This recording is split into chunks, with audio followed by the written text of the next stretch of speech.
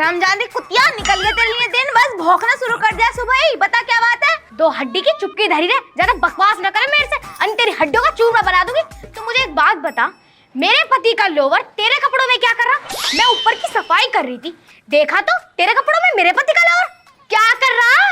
सपना मत देखे, अब वो तेरा ही पति ना, 3 महीने से मेरा भी पति है कुतिया।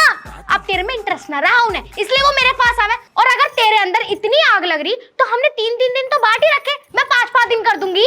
कमीनी, इंटरेस्ट की बात तो ऐसे, पहले तू उसके घर में आई थी, तेरे से मन भर गया तो फिर मुझे ले आया। अब मेरे साथ कितने खुश है वो, तुझे दिख ही कहाँ रहा है? अरे जा जा, बकवास कर रही है मेरे से खामे खा।